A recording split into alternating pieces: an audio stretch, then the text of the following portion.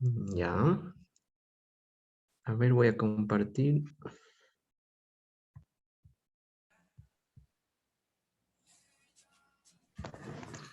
Ya.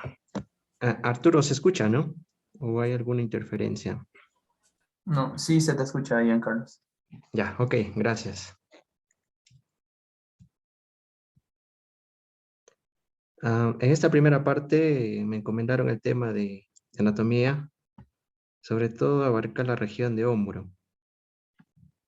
Bueno, ya lo presentó, mi nombre es Giancarlos Rivera Pizarro. Eh, a ver, voy a compartir. Bien. Empecemos con la charla, entonces. Eh, una parte introductoria de anatomía es en este primer slide, ¿no?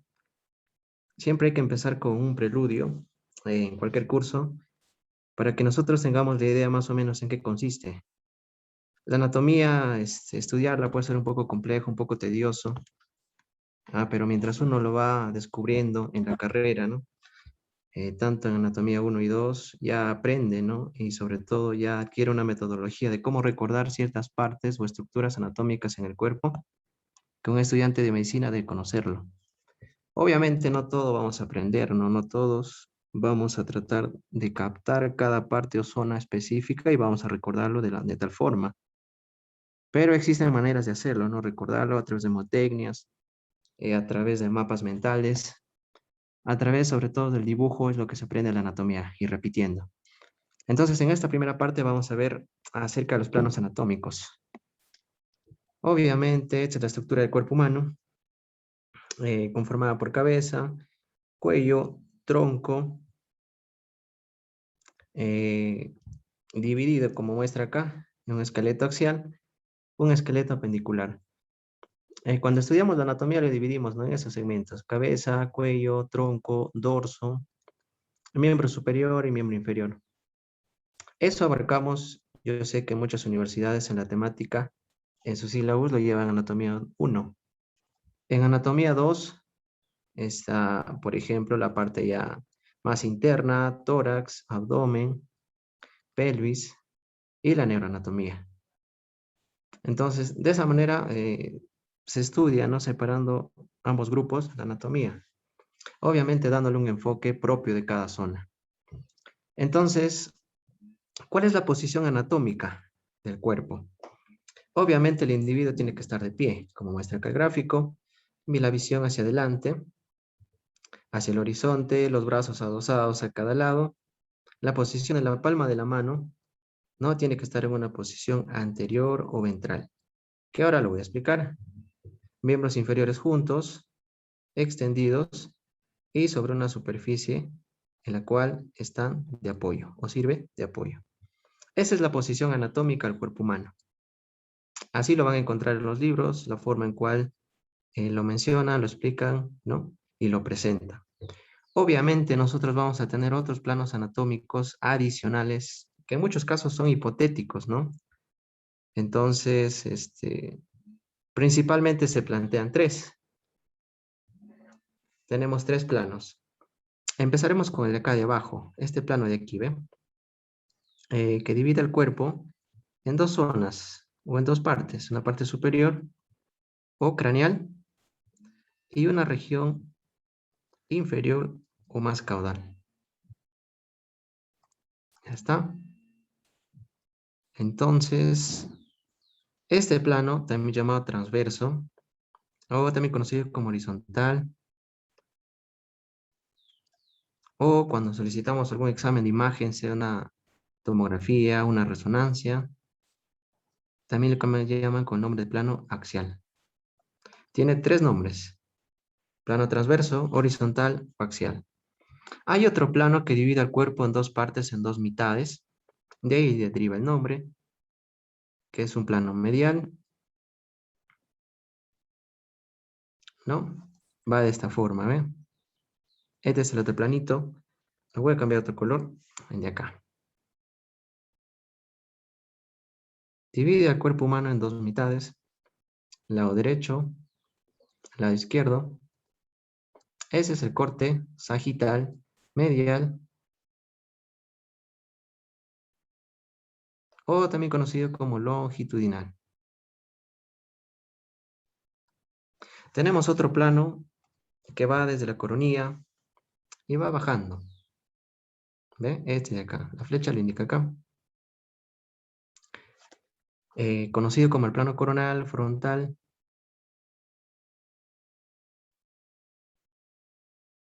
Obviamente, ya no es como el plano sagital que divide en dos mitades, que este plano va de anterior a posterior, ¿no? Este es un poco más lateral, ¿no? ¿Ve? Anterior y posterior. Anterior o ventral respecto al plano frontal, ¿ah? Posterior o dorsal. Teniendo conocimiento de esos términos anatómicos, nosotros podemos ubicar cada estructura del cuerpo humano. Y ahí hay la importancia de los planos anatómicos. Uno, porque nos permite la descripción de la ubicación de las estructuras del cuerpo humano. Del cuerpo humano. Obviamente, ¿no? Por ejemplo, el hígado, dónde se ubica, en qué zona, si está más caudal, al tronco, si está más rostral. No sé, el hueso, el húmero. No sé, cierto músculo como el bíceps. O en la parte médico-legal también nos sirven los planos anatómicos. Cuando nosotros describimos una herida, un corte en la cabeza, en cualquier zona del cuerpo por agresión, por traumatismo, hacemos uso de estos planos anatómicos. Corte transversal de tantos centímetros, con bordes irregulares, a 2 centímetros, por ejemplo, en la frente, del globo ocular derecho, del malar, así, de esa forma. Para eso nos sirve. Lo segundo es que nos va a ayudar a nosotros a tener una noción, ¿no? Teniendo en cuenta, conociendo estos planos anatómicos de los movimientos de cada articulación. Movimientos de cada articulación, ¿no? Por ejemplo, movimiento de flexión, movimiento de extensión, movimiento de rotación, inversión, por ejemplo, en el pie hacia adentro, inversión hacia afuera. Nos da una noción, si está caudal, si está más craneal, si es anterior, si es posterior, si es dorsal, si es ventral. ¿Ve? Nos da esa ayuda extra para poder nosotros ubicarnos y poder determinar estos dos puntos importantes. Entonces acá, ¿ve? Un poco ya lo que les he mencionado, los planos, ¿no? Las descripciones anatómicas, el plano medio sagital, plano no paramediano también llamado, o paramedial, el plano propiamente sagital, el plano coronal o frontal, el plano transverso también conocido como horizontal. Entonces, en esta lámina les quería mostrar eso respecto a los planos anatómicos, obviamente para poder ubicarnos nosotros cuando estudiamos cada segmento, sea miembro superior, sea miembro inferior, cuello, cabeza y los demás. Entrando un poco más a la anatomía, ya vamos a ver la parte ósea muscular, ¿no? En este caso vamos a ver la parte ósea primero. Vamos a hablar acerca de la clavícula. Entonces, la clavícula es un hueso par, es un hueso plano, es un hueso plano, es un hueso par. Tiene la forma de una S itálica, ¿ve? Así, la forma de una S itálica. S itálica. En cualquier libro lo van a encontrar de esa forma que lo presentan. Forma parte de la cintura escapular o cintura pectoral. Forma parte de la cintura pectoral. No porque tú sabes a nivel de miembro superior, tenemos esa zona. A nivel de miembro inferior nosotros tenemos la cintura pélvica, ¿no? La cintura pélvica. Entonces, a nivel de esta región, de la cintura pectoral, conjuntamente con otra estructura triangular ósea, ¿no? Que es la escápula, conforman esa zona. Entonces, escápula o omóplato, ¿no? Clavícula, forman la cintura escapular o pectoral. De mucha importancia, sí. Vamos a pasar a explicar. Hay que entender la descripción anatómica, ¿no? Lo podemos comprender, abarcar de esta forma a través de la regla de los dos. Dos porque va a haber dos bordes. Vamos a tener un borde superior, vamos a tener un borde inferior. Un borde superior que nosotros, si ahorita nos tocamos nuestra clavícula, la parte más interna, esta zona de acá, vamos a ver que es lisa. El borde superior es liso. En cambio, si voltearíamos la clavícula, cosa que no podemos hacer ahora, el borde inferior es más rugoso, porque va a haber zonas en las cuales se van a insertar ligamentos, se van a insertar músculos, ¿no? En cambio, la parte lisa no, es la parte de la cual es la zona más palpable de la clavícula. Dos bordes entonces, la regla de los dos, no se olviden, borde superior, borde inferior. Tenemos dos caras. Tenemos una cara anterior y una cara posterior. Cara anterior, posterior. Asimismo, nosotros tenemos, o este hueso tiene dos extremos. Un extremo en el cual es un poco más convexo y se va a articular con otra zona importantísima, que es el esternón. Obviamente también se articula con la primera costilla o el primer cartílago costal. Entonces, el primer extremo es el extremo esternal. Bien, el otro extremo que es un poco más cóncavo, es como una saliente, se va a articular con otra parte prominente de la escápula, que es el acromión. Entonces, de ahí su nombre, que es el borde acromial. ¿Ya? De esa forma. El borde acromial.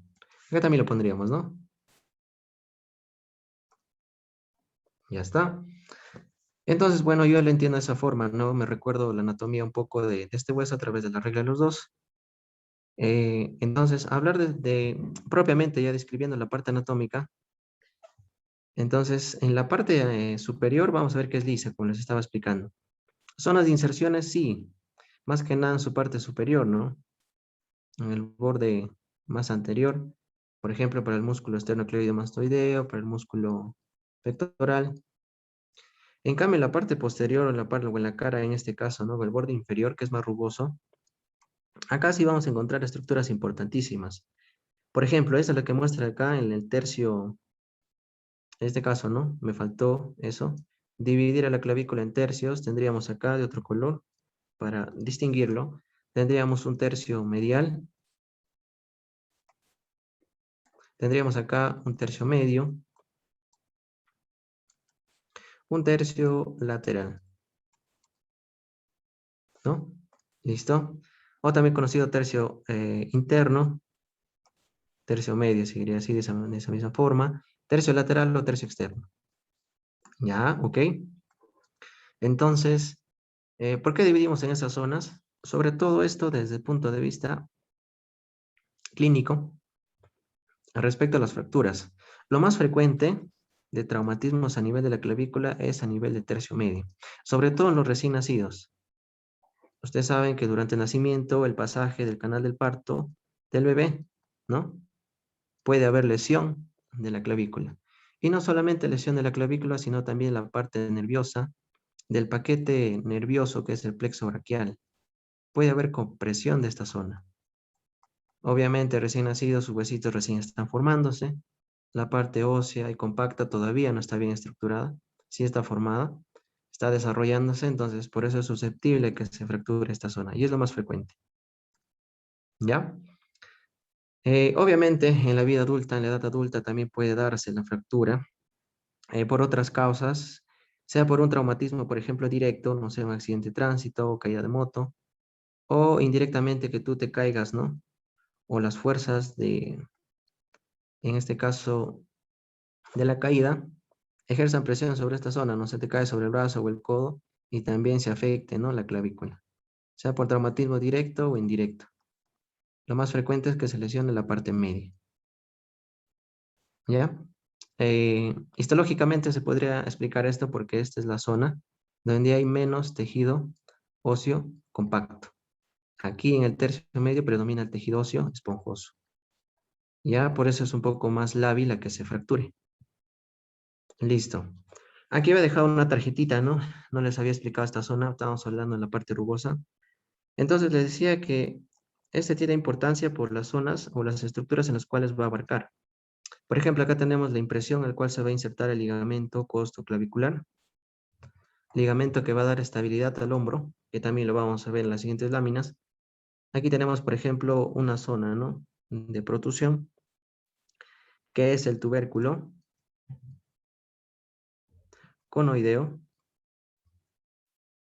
Zona de inserción de un ligamento también el cual se va a unir a la clavícula para que éste fije también el hombro. Aquí tenemos un camino que es la línea trapezoidea, en el cual también se va a insertar un ligamento para que dé estabilidad a la articulación deltoidea. En la parte media, cuando ustedes estudian, van a encontrar un pequeño músculo llamado músculo subclavio. Eh, Obviamente, el nombre va asociado porque ustedes cuando estudian la anatomía en la parte superior, miembro superior, van a ver que por debajo de la clavícula va a pasar un vaso de mucha importancia, que es la arteria subclavia. Obviamente, antes de que cruce esta línea, ya va a cambiar otro nombre, ¿no? Entonces, ese trayecto, ¿no? De ese paquete vasculonervioso llamado arteria y vena subclavia, se le ha asociado también, ¿no? La relación con este músculo. He ahí su nombre, ¿no? Músculo subclavio. Músculo que está relacionado con la inspiración forzada, ¿ya? Inspiración forzada. Ya.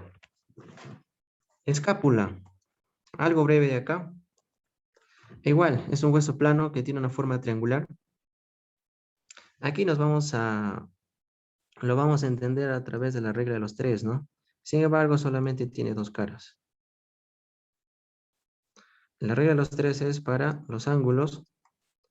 La regla de los tres es para los bordes.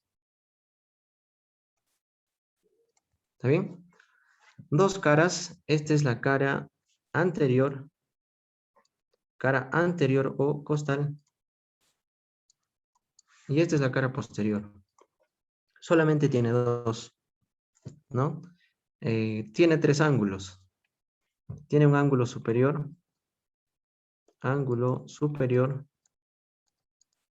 tiene un ángulo inferior y también va a tener un ángulo, en este caso, lateral. Tres ángulos, lateral, superior e inferior. Respecto a los bordes también hay tres. Acá lo vamos a mencionar. Por ejemplo, vamos a tener un borde lateral. El borde lateral, ¿cuál sería? Este de acá. El borde lateral es el cual se va a articular con el hueso húmero, la cabeza del húmero. Esta zona sobre todo que sería la cavidad glenoidea. Entonces acá dibujaríamos el húmero con esa zona. Entonces ese es lateral o externo. Y esto sería lo interno o medial. ¿Ya está? Entonces tenemos un borde lateral, un borde medial. Y también tendríamos un borde superior. El mismo nombre acá. Borde superior. ¿Ya está? Ahí la regla de los tres. La importancia acá de este hueso. Ya sabemos que este se va a articular con la clavícula, sea sobre todo por esta estructura saliente, ¿no? Que es conocida como el acromio. ¿De dónde sale ese acromio? Como verán acá en la parte posterior tenemos a la espina de la escápula. La espina de la escápula.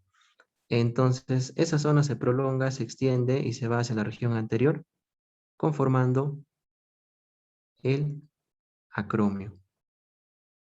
¿Ya? Entonces, esto sería el acromio. Acá lo vamos a borrar. Va a haber una confusión tremenda, así es que lo corrijo ahora. ¿Ya? ¿Listo? Acá, este es el acromio.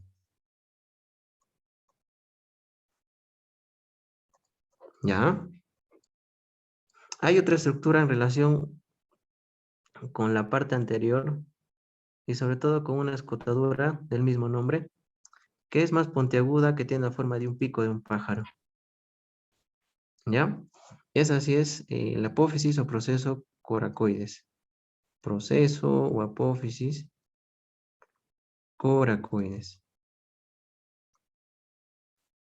Este de acá, ¿ve? O también llamado apófisis, ¿no? Coracoides. Ya. Este de acá es la cavidad glenoidea, donde se va a insertar la cabeza del húmero, como vemos acá, la cabeza del húmero, y forma un tipo de articulación llamada esferoide, por la forma, ¿no? De la estructura a la cual se va a unir, ¿ya? Este de acá. Tiene en su parte superior unas pequeñas protusiones llamadas tubérculos, tubérculo tanto supraglenoideo, tubérculo infraglenoideo, unas pequeñas salientes. De importancia muscular, sí, porque el tubérculo supraglenoideo, desde ahí, es el origen de la cabeza larga del bíceps braquial. En cambio, del tubérculo infraglenoideo parte la cabeza larga del tríceps braquial. Entonces, cada zona de cada hueso es importante. Por ejemplo, en esta cara anterior o costal, vamos a tener una fosa, una depresión, ¿no? Debajo de la escápula, llamada fosa subescapular. Como verán, algunos músculos devienen o tienen el apellido de la zona en la cual tienen su origen o inserción. Por ejemplo, acá, de esta fosa, se va a insertar o tiene su origen el músculo del mismo nombre, subescapular.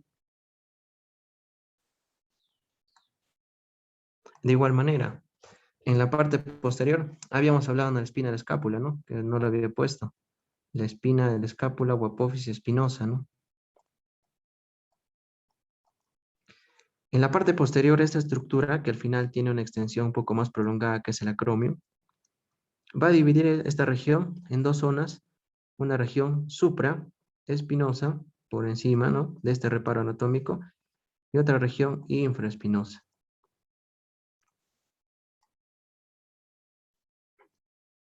Obviamente los músculos, hay músculos que se insertan acá y llevan el mismo nombre, ¿no? El músculo supraespinoso, músculo infraespinoso. E igual, en esta saliente de acá, forma de pico que es la apófisis coracoides, también se insertan músculos. O tienen el origen, ¿no? Porque hay que tenerlo en cuenta, ¿ya? Para que no se confundan. Origen es lo mismo que inserción proximal.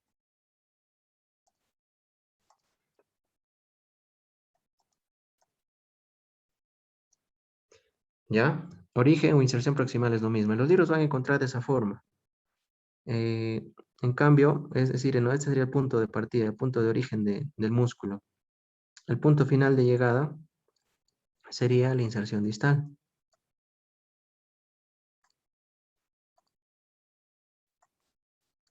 Por ejemplo, ¿ya? Entonces, por ejemplo acá, haciendo con este músculo, por ejemplo, ¿no? El músculo subescapular, para la redundancia, su origen tiene en esta fosa. Origen o inserción proximal. Y la inserción distal está acá, en la cabeza del húmero. ¿Dónde? En el tubérculo menor. Ahí está la inserción distal. ¿Ya? En el siguiente gráfico les voy a mencionar, ¿no? Les voy a explicar un poco más. También está la imagen de la disposición de estos músculos porque son importantes. Tanto el supra, el infra, el subescapular y el redondo menor porque forman parte de los manguitos de los rotadores. Músculos que dan estabilidad al hombro. Entonces hay que tenerlo en cuenta esos términos anatómicos, ya para que nosotros podamos entender o mejor estudiar cada estructura muscular. La inserción distal, inserción proximal. A veces en tu facu te quieren molestar y te dicen solamente, uy, eh, solamente te ponen estos términos. Origen, inserción. De tal estructura, no sé. Entonces, punto de partida hacia el punto de llegada, ¿hacia dónde va? Así nomás, ¿no? Ya no te pone inserción proximal, inserción distal. Origen, inserción. ¿Ya? A tenerlo en cuenta. La parte ósea ya lo hemos visto. De este segmento no es tan complicado. La parte muscular hay que tenerlo muy en cuenta. ¿Ya? Entonces, acá les he traído pequeñas formas de recordar como mnemotecnias, acrónimos en los cuales nos va a ayudar a recordar, a memorizar sobre todo, ¿no? Puntos importantes de la parte muscular. Vamos a empezar, perdón. Entonces, si nosotros recordamos la visión anatómica anterior, posterior, obviamente aquí está con los músculos, con otras zonas o estructuras anatómicas agregadas, como es la parrilla costal, la clavícula, el húmero. Entonces, esta sería la región o la cara anterior o costal, ¿no? Porque mira, acá está la parrilla costal, ¿ven? El primer cartílago, segundo, tercero. Esta es una visión posterior. Ujú. Entonces, acá vamos a hablar de este término, el manguito de los rotadores, que lo debemos recordar muy bien, obviamente. ¿Qué músculos conforman el manguito de los rotadores? Entonces lo vamos a recordar a través de este acrónimo. Ciro, sube. ¿Ya? Son 4 músculos quienes conforman el manguito de los rotadores. El primer músculo tenemos acá el subescapular. Subescapular. ¿Dónde está? Ese está en una visión anterior, lo habíamos visto. Está en la fosa subescapular y es este músculo de acá, ¿ven? Este músculo de acá es.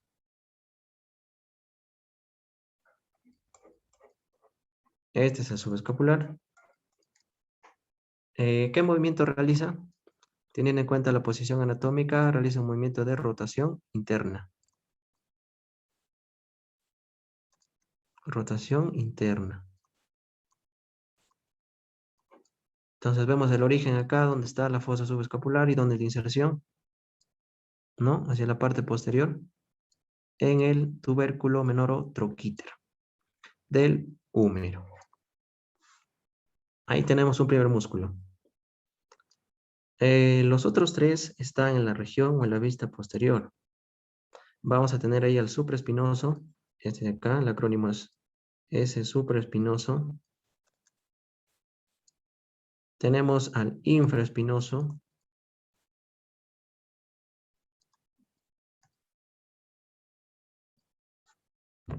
Al infraespinoso. Y también tenemos al redondo menor. La O del cero, ¿ya?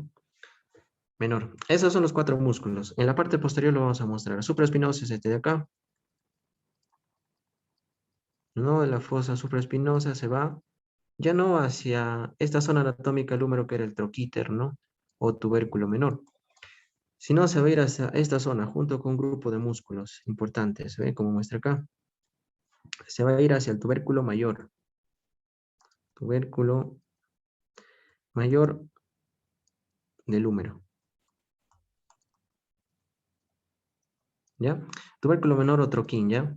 Aquí les había dicho que era troquíter. Troquín es. Me retracto. Disculpen, acá es troquíter. ¿Ya? El infraespinoso es este músculo acá voluminoso, un poco más ancho. Ya, este es el infraespinoso. ¿Ok? Listo. También se inserta ahí. Este de acá abajo es el redondo mayor. Si nosotros cortamos, seccionamos este músculo, encima de él va a estar otro músculo pequeño, que es el redondo menor, que también se inserta en esa zona. ¿Ya? Así como el subescapular hace una rotación interna, porque está en una posición anterior, tú ahora puedes hacer ese movimiento, ¿no? De tu hombro hacia adentro, ¿ve? ¿Sientes? El que hace rotación, o los músculos que hacen rotación externa son estos 3.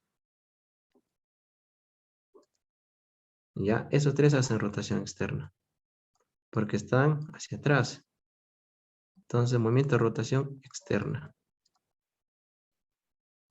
Ojo, te pueden preguntar qué músculos en el hombro hacen rotación interna, qué músculos hacen rotación externa. Y otra que te pueden lanzar también, dato importante, es qué músculo del manguito de rotadores inicia la abducción. El movimiento de abducción, ¿no? Tienes acá tu hombro. Ahí está. Tú puedes hacer este movimiento, ¿no? Alzar el hombro, llegar hasta acá, llegar hasta acá, llegar hasta acá, ¿no? Hay un músculo que va a iniciar este movimiento de abducción que es separar del eje. Abrir, ¿no? El hombro. Ve cómo estamos viendo acá. Está abriendo, está abriendo, está abriendo. El que inicia la abducción, es decir, ese movimiento de separar esta estructura del eje del cuerpo, alejarlo, el que inicia va a ser el músculo supraespinoso.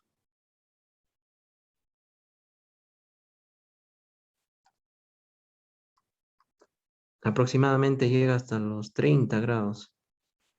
Pero hay otro músculo que lo completa, ¿no? Incluso puedes llegar a alzar tu hombro con tu brazo, antebrazo de esta manera, ¿no? Recto, ¿no? Entonces, el músculo que completa, el que inicia la abducción, es el supraespinoso. Pero el músculo que lo completa la abducción es el músculo deltoides, que también está en el hombro y es el músculo que le da forma, redondez. Ya, más o menos estaría ubicado acá, ¿no? De esta forma. ¿Ya está? Entonces, este músculo acá, deltoides, es el que completa la abducción. Completa la abducción. Muy bien. Inicia, completa. La parte clínica de estos 4 músculos, ¿cuál es el que más se lesiona? Se puede inflamar por una caída, por un traumatismo. Es este de acá, por ser más superior, que es el supraespinoso.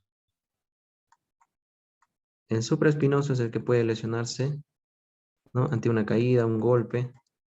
No sé, cargas, te llevas algo pesante, comprimes esta zona, se inflama y te puede causar dolor, ¿no? Incluso hasta se puede desgarrar, ¿no? ¿Ya? Pero que el músculo de estos 4, de manguitos rotadores, que dan estabilidad a esta articulación del hombro, el que más susceptible a lesionarse es el supraespinoso. Ya. La parte de los ligamentos. La parte muscular va a dar soporte, va a dar fijación, pero son los ligamentos los que van a fijar de forma más estable. Entonces, para ello hay que tener en cuenta estos reparos anatómicos importantes. ¿Ya? Eh, por ejemplo, esta sería la apófisis coracoides. Este de acá, esta estructura saliente que viene en la parte posterior de la espina de la escápula, es el acromio. Acá tenemos el húmero, la cavidad glenoidea. Aquí tenemos a la clavícula. Teniendo en cuenta esas 4 estructuras anatómicas, vamos a ubicar los ligamentos. Entonces, acá tenemos primero una primera unión. Una estructura ligamentosa que da soporte se llama ligamento, que va o que une el acromio con la clavícula. Acromio clavicular.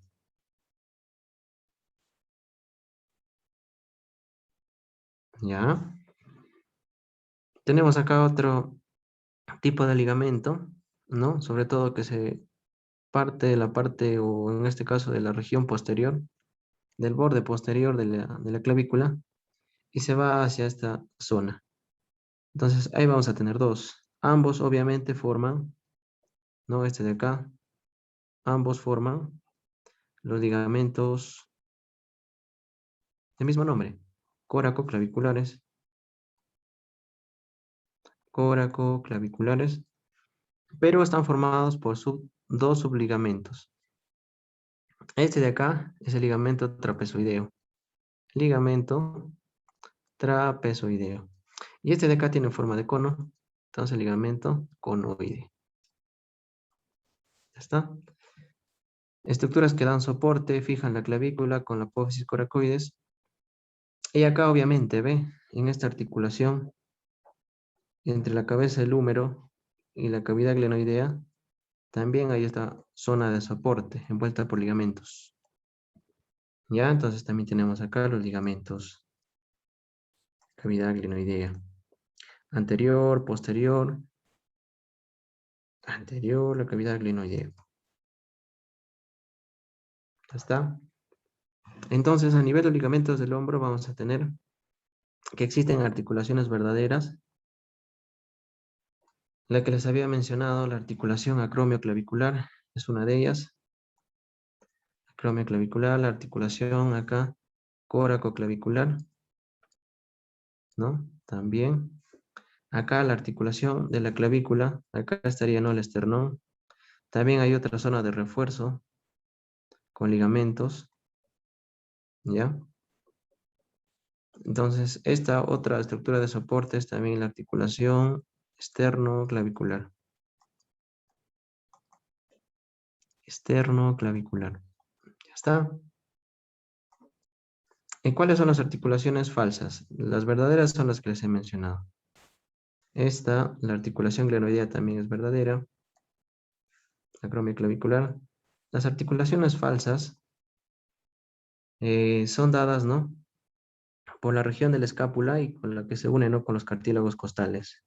Da la impresión de que hay ligamentos que refuerzan esa zona de unión, pero por lo contrario simplemente hay tejido conectivo el cual permite que la escápula se deslice sobre la parrilla costal. Ya, entonces ahí tenemos, por ejemplo, falsas. Esa, ¿no?, la articulación subcostal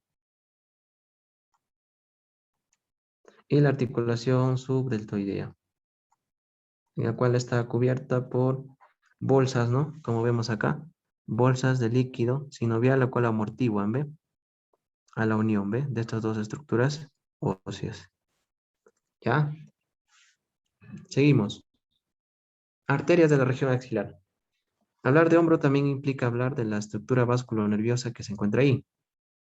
A nivel vascular, sobre todo en la parte arterial, nos vamos a enfocar en axila. La arteria axilar va a tener tres porciones. Obviamente acá hay que recordar un poco cómo nace esta rama. Entonces, si hacemos acá una semejanza al corazón, ¿no?, acá tendríamos el callado de la aorta, ¿no?, tronco pulmonar, sus ramas. Sabemos de dónde nace la arteria aorta, con sus tres valvas, ¿no? Parte, ¿no?, del ventrículo izquierdo, acá sería la aurícula izquierda. Acá tendríamos, por ejemplo, las venas cavas, ¿no?, aunque no es el color adecuado para pintarlas, pero por la didáctica lo estamos haciendo. Vena cava superior, vena cava inferior. Vena cava inferior te trae el regreso a la sangre poco oxigenada a miembros inferiores. La vena cava superior te trae la cabeza, cuello, ¿no?, la parte también de miembro superior. Llegan a la aurícula derecha, pasan al ventrículo derecho, esa sangre poco oxigenada, por la válvula tricúspide. Ella tiene que pasar hacia la arteria pulmonar para que se pueda oxigenar en los pulmones, el intercambio gaseoso, hematosis, todo ello. Regresan a través de las venas pulmonares, las 4 venas pulmonares, hacia la aurícula izquierda. Ya tenemos sangre rica en oxígeno ahora sí. Esa sangre tiene que transportarse a todo el cuerpo para que pueda nutrirse, los tejidos. Entonces pasan al ventrículo izquierdo, este ventrículo izquierdo el cual está hipertrofiado, una hipertrofia fisiológica. Con esa fuerza tiene que expulsar toda esta sangre, la cual va a pasar por esta estructura anatómica, forma de hoz, que es el callado de la aorta. El callado de la aorta. ¿A nivel de qué estructura o reparo está? A nivel de la cuarta vértebra torácica. A nivel de ahí se hace esa bifurcación de la aorta, ¿no? Sabemos que el corazón se perfunde en diástole y el cuerpo se perfunde en sístole. Eso hay que tenerlo en cuenta.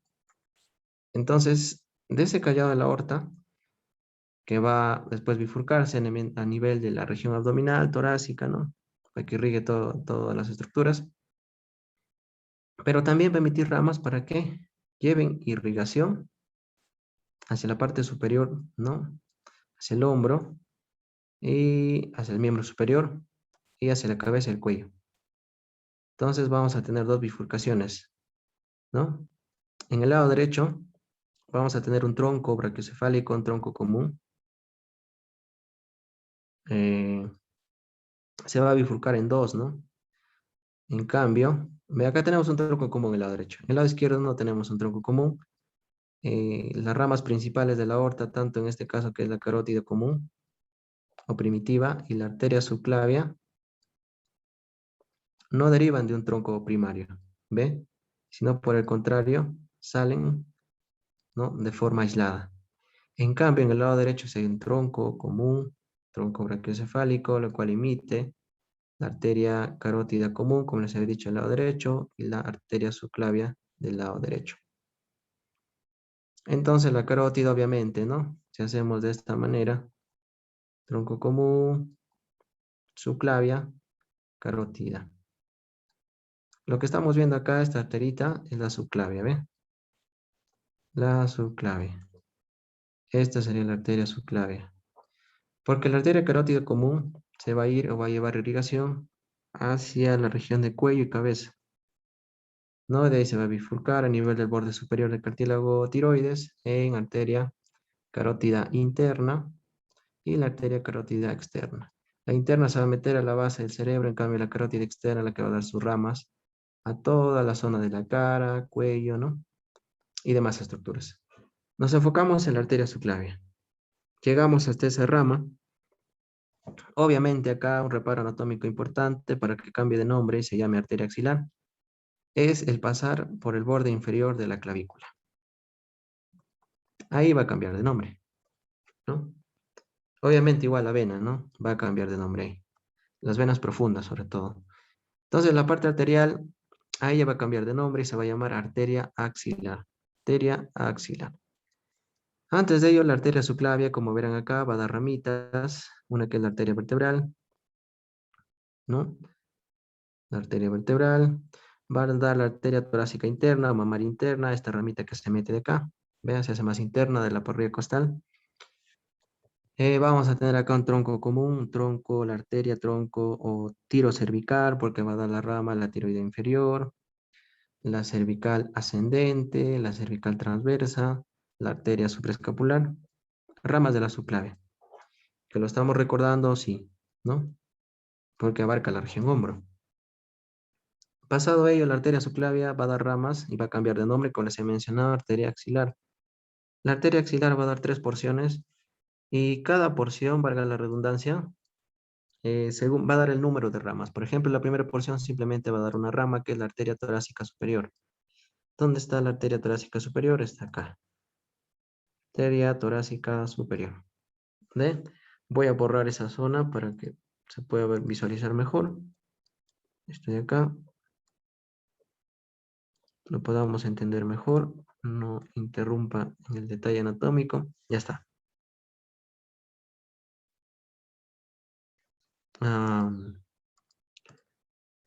Ok. En la primera porción entonces solamente va a dar una rama, que es la arteria torácica superior.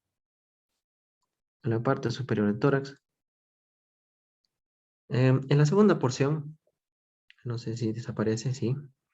En la segunda porción vamos a tener dos ramas, les había dicho. Vamos a tener esta gran ramita, de acá, ¿ve? Que es la arteria tóraco-acromial. Tóraco-acromial. Va a dar 4 subramas. Si le seguimos la secuencia, ven acá que da una rama hacia la clavícula, rama clavicular. Hay otra ramita que dice que va a irse hacia el acromio. La rama acromial, ramita que se va hacia la región deltoidea para que irrigue ese músculo. La rama deltoidea. Y hay otra rama pequeña que se va hacia la región pectoral. La rama pectoral. Ahí están las 4 subramas. La otra rama grande de esta segunda porción es de acá, ¿ven? Se va hacia el tórax, pero hacia la parte más externa o lateral. Entonces, ¿cómo se llamará? Arteria torácica lateral. Torácica lateral. La tercera porción va a tener 3 ramas. Acá está. Quizás es la rama más importante o la porción más importante de la arteria axilar. Va a dar una rama o 2 ramas que van a irrigar la cabeza del húmero, ¿no? Y le van a dar una vuelta. La van a bordear, tanto en su parte anterior como en su parte posterior. Entonces, ¿cómo se llamará la arteria? O esas arterias, arterias circunflejas, ¿no? Porque bordean, circunflejas. Acá también arteria circunfleja humeral anterior hacia adelante, humeral posterior hacia atrás. ¿Ya? Acá se están anastomosando, ¿ven? Se anastomosan al final. La última rama, esta de acá. Esta es la última rama. Lo voy a borrar. Está. Esta es la última rama de esa tercera porción, la arteria subescapular. La arteria subescapular. ¿Ya está? Es importante conocer estas 3 porciones y en tu cadáver, cuando llevas la parte práctica, ahí lo puedes identificar al hacer la disección. Y yo sé que de esa forma te vas a recordar mejor, ¿no? No solamente estudiando la parte teórica, sino es en la parte práctica cuando uno lleva el libro y contrasta con la maqueta, mucho mejor con un cadáver, cuerpo humano real, compara lo que está aquí con lo que ve, ¿no? Uno lo puede recordar de una mejor manera y se ubica mejor. Es por eso importante estudiar la anatomía. Tú al estudiar la anatomía vas a tener un campo visual de cada estructura anatómica del cuerpo humano, ya te vas a imaginar qué estructura está pasando por ahí, y qué músculo está tapando, qué músculo se inserta en tal zona. Si no conoces la anatomía, te vas a perder. Así es que es importante. ¿Ya? Seguimos. La última parte, ya para acabar, es el plexo braquial. Esta abarca la parte nerviosa, ¿no?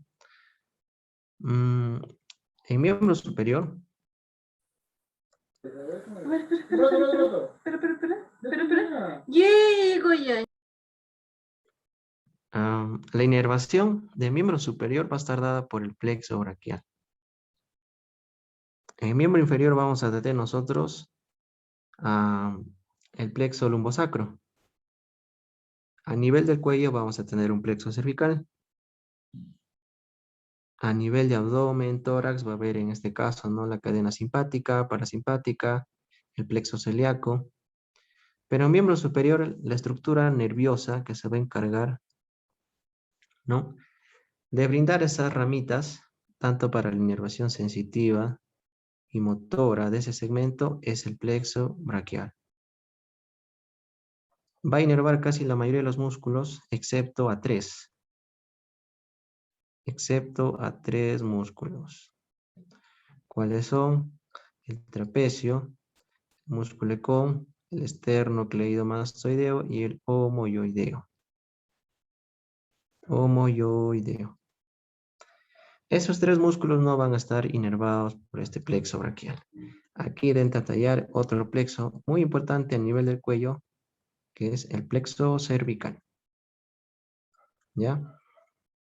Listo. Con ese breve preámbulo, les presento al plexo cervical. Este es el plexo cervical. Poco complejo, ¿no? Por las ramas que da. Obviamente, las raíces nerviosas, la génesis de ese plexo, va a estar en la médula espinal. Ya ustedes conocen la médula espinal, la cual se encuentra alojado en la columna vertebral. Dentro de ella circula, ¿no? El líquido cefalorraquídeo. Tenemos acá la sustancia blanca, sustancia gris.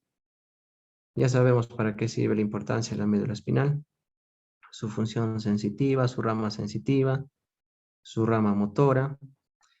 También, obviamente, nosotros cuando hablamos de médula espinal tenemos que recordar el arco reflejo, cómo es la respuesta ante cualquier estímulo, ¿no? De cualquier segmento del cuerpo. El arco reflejo, el acto reflejo. ¿no? Con la inervación aferente, sensitiva, posterior o motora. Entonces, es a nivel de las raíces anteriores, porque acá tenemos, ¿ven? Las raíces anteriores que van a emitir de este segmento, la médula espinal, también tenemos raíces posteriores. Acá hay un ganglio de comunicación. Entonces, es a partir de las raíces anteriores, sobre todo la C5, la C6, la C7, la C8 y la T1. ¿Qué quiere decir eso? C8, T1. El prefijo C, la letra C, que decir raíz anterior cervical, 5, 6, 7, 8. Y la primera raíz torácica, 1. ¿No? Entonces, así como nosotros hacemos el conteo del número de huesos, ¿no? Tanto cuántos huesos tenemos en la región cervical, en la región torácica, dorsal, en la región lumbar, en la región sacra, también hacemos el conteo de las raíces, ¿no? Nerviosas. ¿Ya? Del mismo nombre. ¿Cuántas raíces cervicales hay? ¿Cuántas raíces torácicas o dorsales, lumbares y sacras? Es igual. ¿Ya? Entonces, de esas raíces anteriores está la génesis del plexo braquial. Entonces, el plexo braquial está conformado por las raíces desde, mejor no le pongo acá, C5 hasta T1. Hay otras raíces, ¿no? ¿Y dónde estará la C4, C3, C2? Esa forma parte del plexo cervical. Ya, C1, C2, C4. ¿Ya? Ahora no lo vamos a ver, vamos a explicar acerca del plexo braquial. Entonces, el plexo braquial, como le estaba diciendo, es de mucha importancia y hay que conocerlo. Obviamente puede ser un poco tedioso entenderlo, pero hay que estructurar bien y dibujarlo. De esa forma lo vamos a recordar mejor. Entonces vamos a tener en su primera estructura anatómica un tronco superior o los troncos primarios. Troncos primarios. Vamos a tener un tronco superior, vamos a tener un tronco medio, vamos a tener un tronco inferior. Después estos troncos se van a dividir o van a crear divisiones. Una división anterior, división anterior, división anterior y también va a haber divisiones posteriores hacia atrás. División posterior, división posterior. ¿Ya?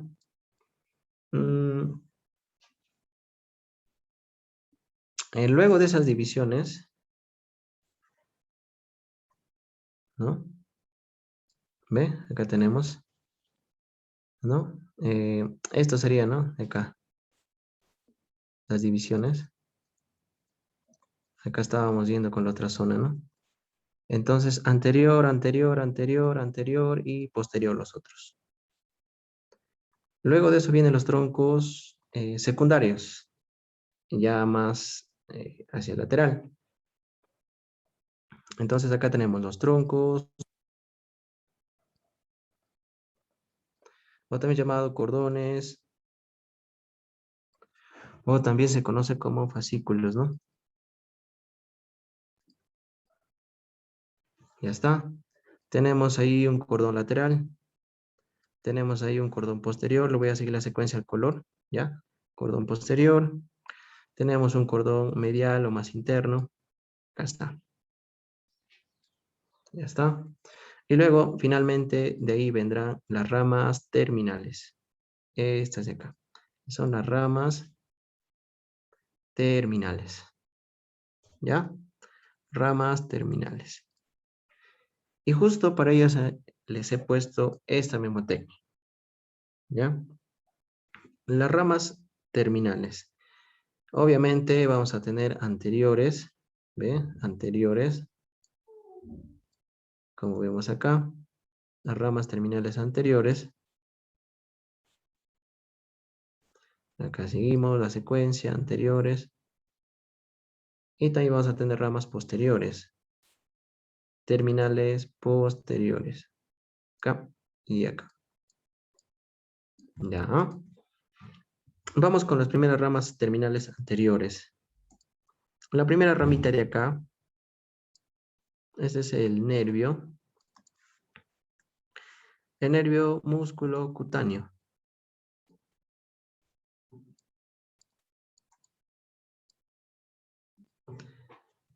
Esta ramita se va a ir hacia la cara anterior del brazo.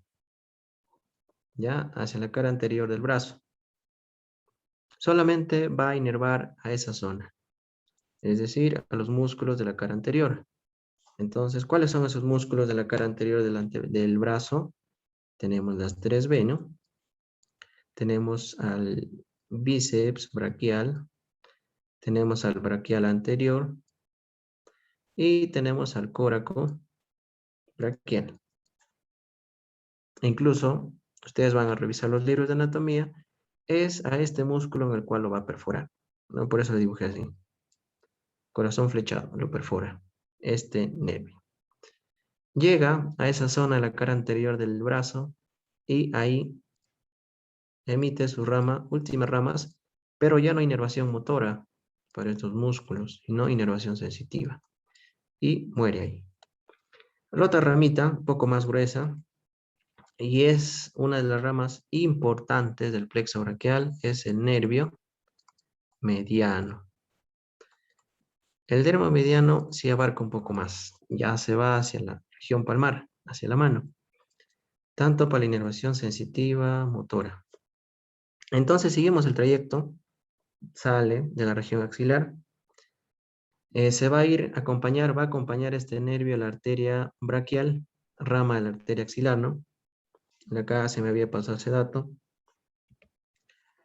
¿No? Una vez que parte o que acabe la tercera porción de la arteria axilar, ya cambia de nombre. Ya no se va a llamar arteria axilar, sino se va a llamar arteria braquial. Arteria braquial o arteria, ¿no? Braquial quiere decir brazo, ¿no? Y de ahí se va a ir a la cara interna, ¿no? Se va a hacer más medial interno al músculo, en este caso, ¿no? La parte ósea del húmero. Y va a ir pegado, ¿no? Va a llegar a la fosa del codo. De ahí se va a dividir en arteria radial, arteria cubital y posteriormente, ¿no? Este va a seguir su trayecto hasta la región palmar, la región dorsal de la mano. ¿Ya? Algunos lo toman como referencia anatómica este músculo, ¿no? Donde cambia de nombre la arteria axilar, arteria braquial. Que dicen, ¿no? Pasado al borde inferior de este músculo, que es el pectoral mayor, ya la arteria axilar debe cambiar de nombre. Se debe llamar arteria braquial. ¿Ya? Seguimos, nervio mediano. Entonces, en la cara anterior del brazo no va a dar ninguna rama porque el que va a inervar es el músculo cutáneo. Pasa por la fosa del codo, la fosa cubital, se va a encargar de inervar a los músculos flexores del antebrazo. Flexores del antebrazo. Llega a la palma de la mano, también da sus ramas para los músculos de la región tenar. ¿Cuál es la región tenar? Ustedes tienen ahí, visualizan a su dedo, primer dedo pulgar, esa parte elevada que está anclado a la base de esa estructura ósea, ahí están los músculos de la región tenar, ¿no? Tenemos ahí al oponente, tenemos ahí al flexor, tenemos ahí al aductor, al abductor del pulgar, o primer dedo. Y también el mediano se encarga de inervar a los umbilicales 1 y 2. ¿Ya? Listo. No enfatizo más. Hay mucho para hablar del plexo braquial y las zonas donde inervar. Vamos a dar solamente lo más importante. La otra rama anterior, de acá un poco más pequeña, es la cubital. ¿Ya? La cubital. El nervio cubital, perdón. Nervio cubital. El nervio cubital se hace más posterior, más interno en el brazo. No va a dar ninguna rama en esa región, pero sí va a dar ramas a los músculos extensores del antebrazo. Extensores del antebrazo. Si había un nervio que inervaba los músculos flexores, hay un nervio que también da inervación a los músculos extensores del antebrazo. Y también a los músculos de la región hipotenar en relación al último o al quinto dedo, que es el meñique. A esos tres tenemos. Entonces la memotera dice acá, músculo cutáneo. Está. Este de acá, ahorita lo vamos a ver. También lo vamos a ver. Este es el mediano. Y esta última rama es el ulnar o cubital también. Estos dos de acá del medio son las ramas terminales posteriores. ¿Ya? Entonces tenemos acá. Este primerito de acá es el nervio axilar. Tenemos acá nervio axilar. O también llamado circunflejo. ¿Ya? Circunflejo. Ya. Listo, no se preocupen, ya acabamos. Circunflejo. Este nervio simplemente va a inervar a la región del hombro, que es el deltoides y el redondo menor. La otra rama terminal importante es la radial. Esa de acá, rama posterior es la radial. La arteria o el nervio, perdón, radial. Nervio radial.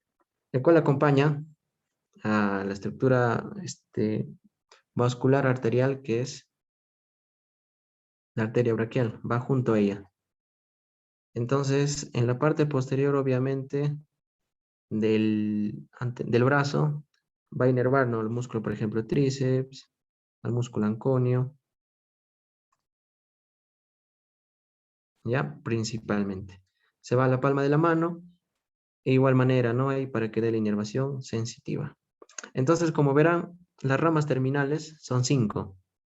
Músculo cutáneo, axilar, radial, mediano y ulnar o cubital.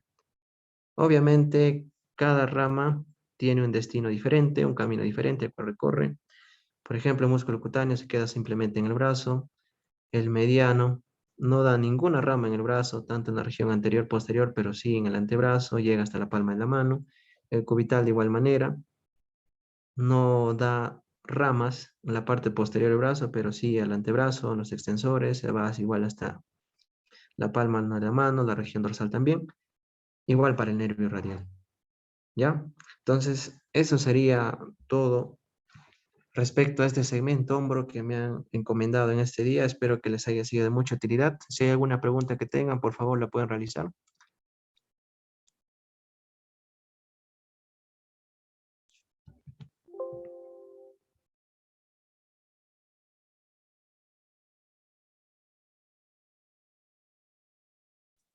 Sí, en el chat hay una pregunta, Giancarlos. La pregunta es, ¿cuál es la función de movimiento del infraespinoso? Allá, infraespinoso. El infraespinoso, al ubicarse en una posición posterior, va a permitir hacer el movimiento de rotación externa. Rotación externa. Es decir, hacia afuera, ¿no? Del eje del cuerpo al centro hacia afuera.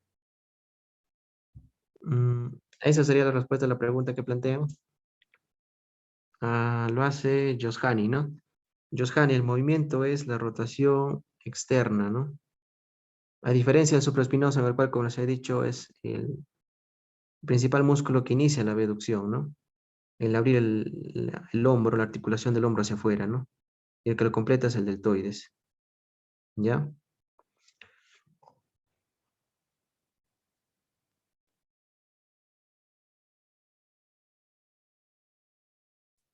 Sí, al parecer no hay otra pregunta. En todo caso, agradecer al ponente Giancarlos. Antes de ello, hay una pregunta, Giancarlos. ¿Qué libro ¿Ya? recomiendas para anatomía? Allá, buena pregunta. A ver, ustedes cuando estudian la anatomía van a encontrar una infinidad de libros, desde los más actualizados hasta los más antiguos, ¿no? Por ejemplo, el más antiguo, el pequeño libro de anato que siempre encuentra en un anfiteatro, que es el Testud, ¿no? Eh, es similar, parece parecido a una Biblia. El detalle que ese libro es muy obsoleto, por decirlo así. O sea, tiene términos, acrónimos o epónimos que a uno le puede llamar la atención. Wow, puede decir, ¿no? Conocer ese término o esa estructura anatómica. Pero no te va a ayudar mucho porque, como verán, los libros se actualizan, cambian. Por ejemplo, el Prometheus, el Gray, el Pro, son libros que están sacando contenido o agregando información importante, ¿no? Obviamente la anatomía o la lectura del significado de cada estructura va a ser siempre el mismo, pero hay otros libros que tienen ese agregado, ¿no? Por ejemplo, la parte clínica, el PRO, la parte anatómica de Prometheus, por ejemplo, el cual te visualiza cada zona, ¿no? La inserción proximal, distal, a detalle, entonces es diferente. A recomendar, el MUR también sería una gran alternativa. La anatomía clínica del MUR, pero el detalle que el MUR me parece que es muy denso, ¿no? Mucha letra. Yo lo que recomendaría podría ser, por ejemplo, Prometheus. El Latarjet también se ha actualizado y ahora me parece que es más didáctico. El Jet Latarjet también sería una buena alternativa. Así es, ajá. Sí, hay una pregunta de Marina, ha alzado la mano.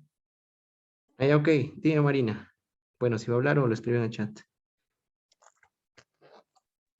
Buenas tardes, Carlos. Una consulta con respecto al hueso de la clavícula. Si bien mencionabas que la fractura, o bueno, el lugar donde más frecuente se realizan las fracturas de clavícula es el tercio medio, ¿cierto? Pero estaba leyendo el PRO y mencionan que en las partes de las extremidades, tanto la extremidad acromial y la extremidad esternal, son las que poseen mayor tejido esponjoso. A contrario de lo que estabas mencionando, ¿no? Que por lo general en esa parte el tercio medio es el que poseía mayor tejido esponjoso. ¿Me podrías explicar eso, por favor? Ah, claro, sí. Sí, sí, está bien tu pregunta, está bien. Este, claro, obviamente la estructura ósea, la disposición tanto del tejido óseo esponjoso y compacto, no es lo mismo, ¿no? Tanto, por ejemplo, el hueso de la clavícula, el omóplato o el húmero, ¿no? Entonces, algunos libros, como mencionas, como el PRO, detallan que los bordes, ¿no? Ahorita lo voy a poner. Estos bordes de acá, ¿no? Claro, obviamente mencionan, ¿no? Creo que hace énfasis por la unión, por otras estructuras óseas donde resalta que obviamente al haber tejido óseo compacto, esta unión va a ser más rígida, ¿no? No va a ser tan flexible. Entonces, en parte también menciona que tienen, ¿no? Tejido óseo esponjoso para que puedas articularse de una mejor manera y ser más estable.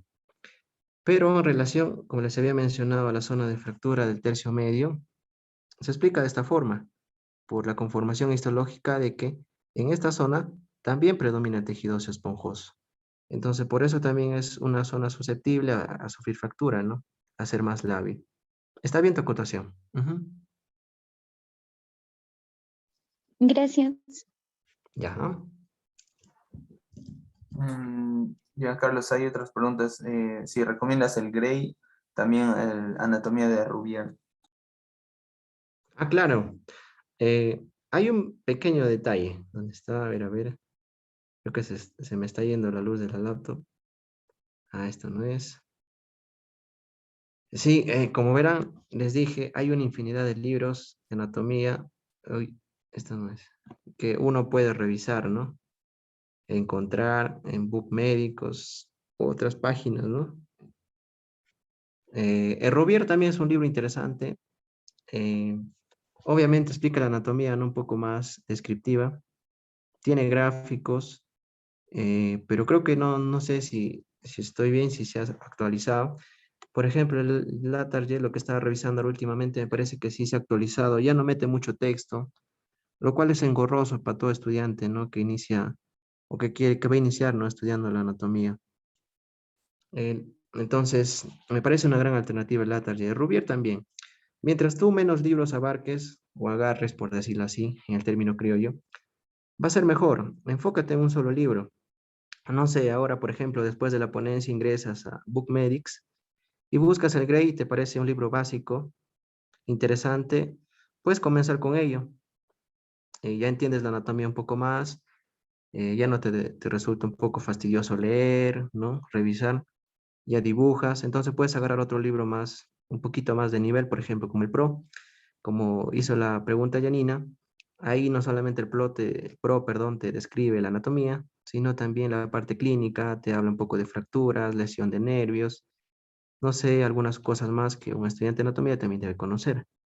Entonces, enfócate solamente en un libro, no sé, te gusta el Latarjet, lo revisas, cada tomo te parece interesante y te compras ese libro y te basas en ello. Y de ahí ya puedes tener otros libros en PDF, ¿no?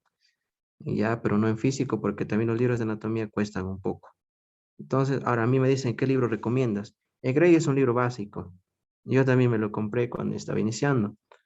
El Prometheus es un libro que te ayuda a la parte ósea, muscular, inserción distal, proximal, te da a detalle, te explica bonito, sobre todo los gráficos. El Latarjet me ha gustado ahora que estaba revisando un poco, volviendo a recordar ciertos conceptos, porque obviamente con el pasar de los años te olvidas. Entonces el Latarjet me parece que se ha actualizado bien, ya no mete mucho texto. Les invito a que revisen. Me parece que es la cuarta edición, entonces está actualizado, ¿no? Un libro interesante. Rouvier también, el Moore también me parece un libro bien didáctico, pero como te digo, también combina con la parte clínica, ¿no? Entonces va a depender de cada uno de ustedes qué libro se traiga. Mayor, abierto, mayor. Ahora, me dicen, en Atlas recomiendas iniciar con el Néter y posterior el Yokochi o solo elijo un libro. Ah, ya, ese es otro punto. ¿Qué libro debe acompañarme siempre en la parte práctica? Es el Néter. El Néter de anatomía sí o sí te lo tienes que comprar. Sí o sí. Si hay un libro en el cual, por ejemplo, en algunos momentos te vas a nublar, no te vas a ubicar anatómicamente en cierta estructura, abres tu Néter, el toque te va a mostrar la imagen. Entonces el Néter sí o sí lo tienes que tener. Posterior al Yokochi. El Yokochi me parece que ya un poco exagera, ¿no? Con los detalles anatómicos, pero también es un buen libro, ¿no? Para la parte práctica. Solo elige uno, no seas engorroso y abarques muchos libros, ¿no? Solamente uno. Libros de anatomía con aplicación clínica, ¿cuál recomendarías? El Pro, perdón, y el MUR. Esos son buenos libros.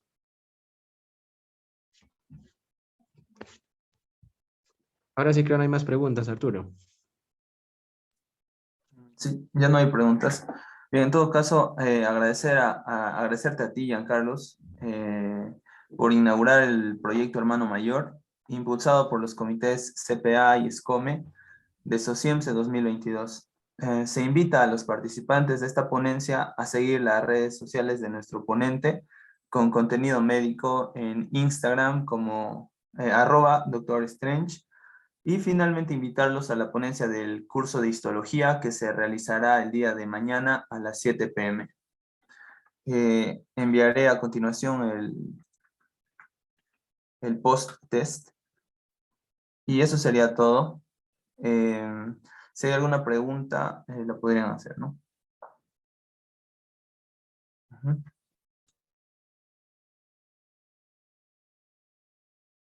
Las ponencias se subirán en las páginas de YouTube de SOCIEMSE, de CPA y también de SCOME. Sí, les enviaré en un momento un link para que puedan seguir las redes sociales donde estará colgada la clase grabada.